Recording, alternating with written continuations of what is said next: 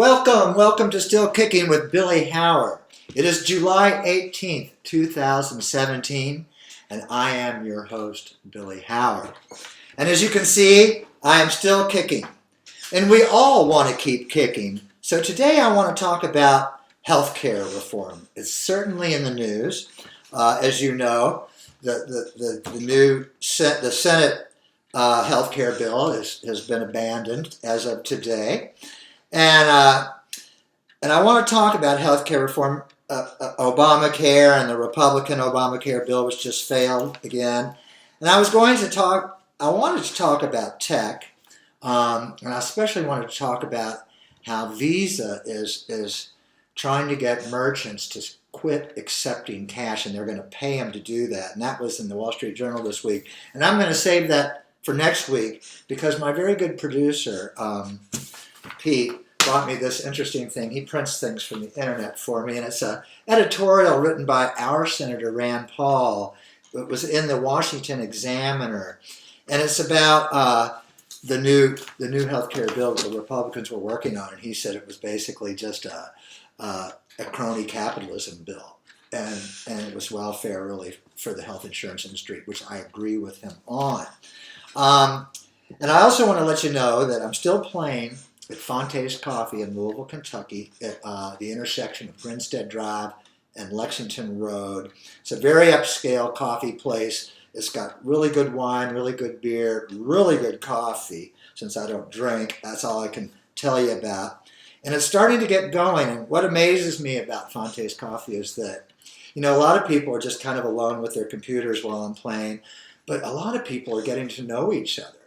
And they're talking to each other every time they come, because a lot of people come back and they love to request songs, and it's just a lot of fun, and I love playing there. I don't dread going to work at all. So come on down to Fonte's Coffee at 2501 Grinstead Drive if you just want to have a nice time.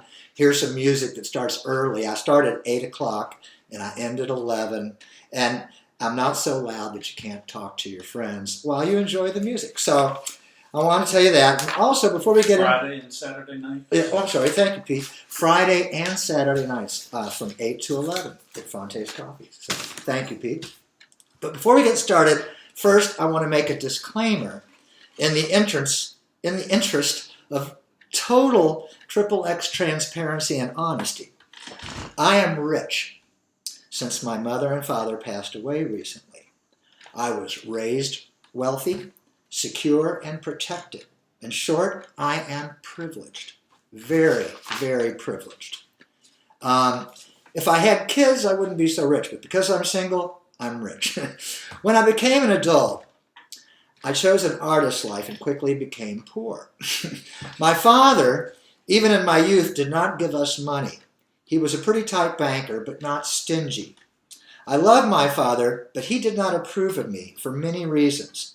He being very conservative, me being very liberal, he being very heterosexual, me being very gay. And he made this disapproval of me very clear, which I will not go into. But our relationship was strained. But it was bearable for me because I spent most of my 35 years of economic hardship in other states, from California to New York to Washington State and Florida. And during this time, I would have rather died than call and ask my father to help pay a medical bill. And in those days, a toothache or a skin cancer could destroy my fragile finances and put me on the streets. And I was always terrified of that. So I know how much anxiety healthcare cost can cause. And cost is the problem. Now that I am well off, I don't have health insurance because I had a strategy, which was that's when I started eating healthy, especially when I started living in more expensive places.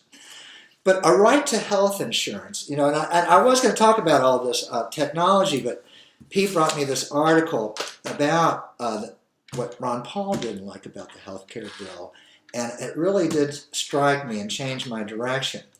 And he says what the Republicans now believe in is a right to health insurance, which stalled the bill, and Obamacare, a right to health insurance which stalled the bill, and Obamacare provide is actually the right for insurance companies to control health care on every level and add approximately 30% surge charge onto an already grossly overpriced for-profit and very profitable healthcare system. Now, I know I didn't make much sense at the first. I don't know why I couldn't make sense of it.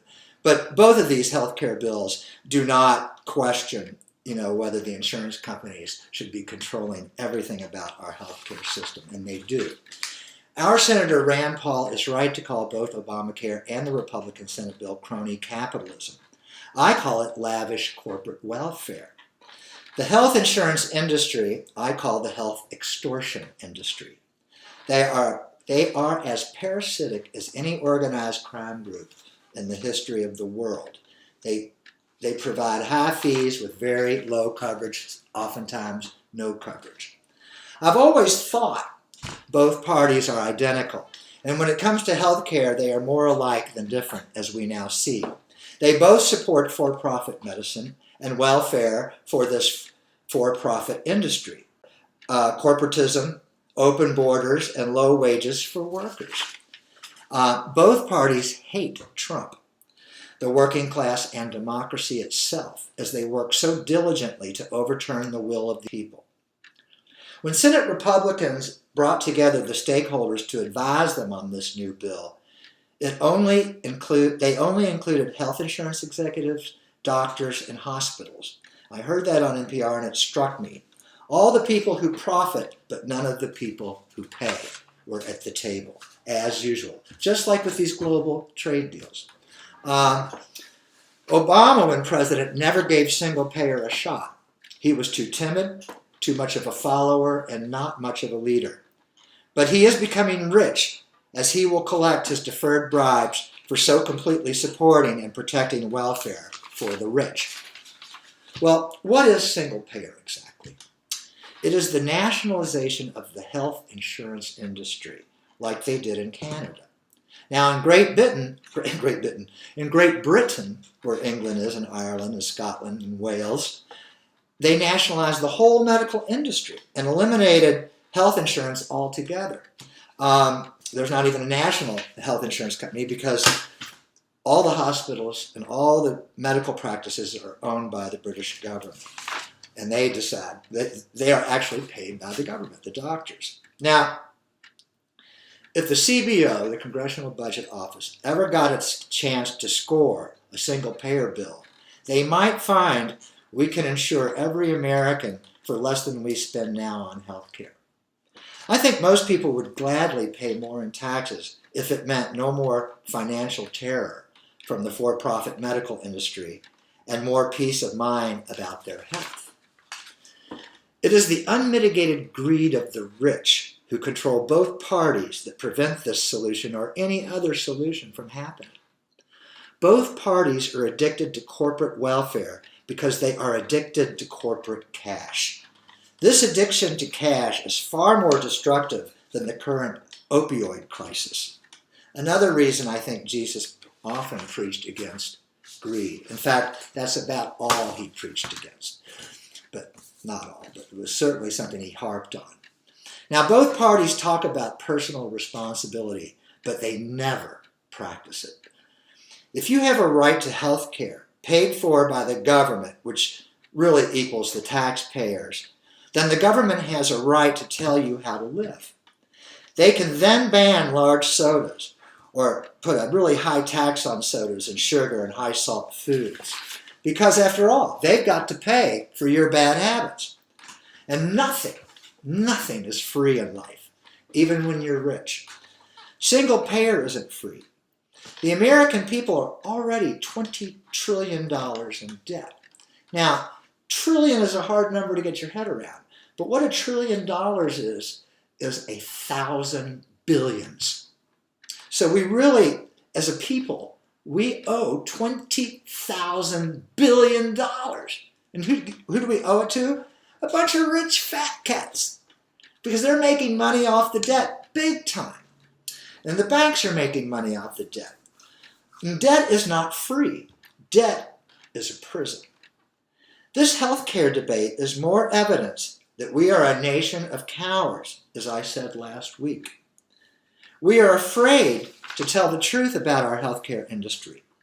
We are afraid to tell the truth about crony capitalism, welfare for the rich, and our own responsibility as citizens for our own health and this sad state of affairs we find ourselves in today. We are so very afraid of truth because it might make us unpopular. Well, I've been unpopular my entire adult life, especially among my privileged peers, who I rarely see anymore. But here I am, still kicking, and for now thriving with vibrant health as far as I know. The reason I survive and thrive is partly through the grace of God, mostly, let's say, through the grace of God, and especially grace for those who help themselves by taking personal responsibility for their health. You've heard that expression, God helps those who help themselves. That is how I got through 35 years of financial hardship and our outrageously expensive for-profit healthcare system. I learned, I used to smoke cigarettes. I used to be a lot heavier than this. In fact, right after college, I weighed 210 pounds, and now I'm about 160, so I was about 50 pounds heavier. And I learned to love fresh vegetables. And I did all this in my late 30s. I started to get serious about my health because I had had a root canal and a skin cancer, and it almost made me homeless. And I had to borrow on my credit card. And I paid outrageous interest for borrowing cash on my credit card, and I never wanted to do that again. But I learned to love fresh vegetables that back then used to be affordable. That was before Clinton brought us full throttle into globalization. And now fresh produce costs more than meat. I kicked up my game when it came to eating fiber, those vegetables, and avoiding excessive salt and almost any sugar. I really tried to cut out sugar, but that's hard because sugar is made just like cocaine is made, and it's a crystal, and it's very addictive. And I still eat sugar, but I wait till late at night and I have a little chocolate. Because, when you eat sugar, it makes you want more sugar. And sugar is very much implicated in diabetes, and so is salt. And diabetes is one of our #1 health problems. And it's a very chronic disease and extremely expensive for the taxpayers. So I quit smoking and started exercising on the same day. There is so much we can do to care for ourselves. And when you start to raise your game, you will feel better, have more energy, more abilities, and the happiness and contentment that comes from achievement, which is better than any buzz you can get from drugs, including alcohol. I think this picture that I have in my hand says it all when it comes to our sense of entitlement and fear of personal responsibility. Vice President Pence came to Lexington, Kentucky, and I got this picture out of the local paper. And there's a lady standing with a sign that says, I think it's a lady, I can't tell because her head's not in the picture. And her sign says, "Go home, Pence, and leave our health care alone." And I'll show you the picture here. Can you see that all right? Oops, there we go. Is that better? There it is. And I think it says it all. So humbly I tell you, here's this woman. Look at her. She is not taking care of herself. And she is going to cost us a fortune. And she considers it her right to have this health care. And it's her right to have the rest of us pay for her very, very bad habits. And so if you're going to have single payer and you're really going to pay for everybody's health care, then the government has a right to say, hey, you can't drink all this soda. You can't just sit around all day on your butt and watch Netflix. You got to get up and walk around a little bit. So humbly I tell you, I mitigate or reduce my medical expenses in 3 simple ways. I eat well, I exercise and am active, and I sleep 8 hours a day on average. Now, no matter what your current state of health, you can start down the road of personal responsibility yourself at minute cost in dollars. Now, our cowards in Congress of both parties will never fix anything. They will only make it more complicated, expensive, time-consuming, and profitable for the hospitals, the doctors, and the health insurance companies. That means for them and their rich constituents. whether it's under Obama or Trump. It will always be wealth care, because that's what we do. Our government is all about corporate welfare and taking care of their constituents, the rich people who own America. Now, cowards can't handle truth or unpopularity. Don't be a coward. If you're afraid to die, you'll be afraid to live. Because we fear death for the same reason we fear life, because we don't know what's going to happen next. Well, to me, that's the fun of life. That's the fun of not having a phone or a computer, because people just show up at my house and I don't know who it's going to be, and it's exciting. And I don't know if, after a terrible day, I might have a wonderful day. And that's just how life is. Or after a terrible sickness, you'll have a real time of health, or you'll have an insight while you're sick. Life is so rich, so don't be afraid of the bumps. And if you take care of yourself, you don't have to be so afraid of the bumps. Myself, I kind of like single payer because I just think it's more economic. And when I lived in Norway, I talked to a very wealthy Norwegian back then in 1975 when I was there. But I asked him, I said, he had a horse farm, and I said, well, do you hate the really high taxes? Because they had really high taxes in Norway then. And he said, if I had my company in America, I would have to have 300 employees administering the healthcare plan. But I don't have any employees doing healthcare. I don't ever have to think about healthcare. I can concentrate on my business. And so letting that be in the public sector is not totally a horrible thing for corporations.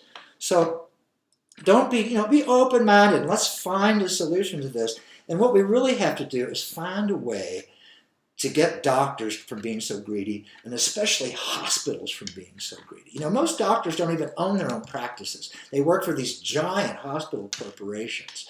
Baptist East owns all the hospital practices here near where I live. That's the closest hospital to me. So until we can sort all this out, take care of yourself and stop voting for cowards. I am so glad, even though I'm a liberal and a Democrat, and I tell you what, I'm so sick of the Democrats, I'm thinking of just jumping out of the party, because I don't want to be associated with them, because they are so condescending, and they are such elitist, and they are such cowards, and they hate democracy, and they're such blind haters. But I am so glad, and it took courage for me to do this, because when Ron Paul first ran for Senate, they were saying, oh, he's going to be Hitler, just like they did about Trump. Oh, he's horrible. These extremist libertarians are just terrible. But, he was talking about the Patriot Act. He didn't like it. He was talking about this total surveillance, and he didn't like it. And he was the only one talking about it. So I just screwed up my courage, and I voted for him.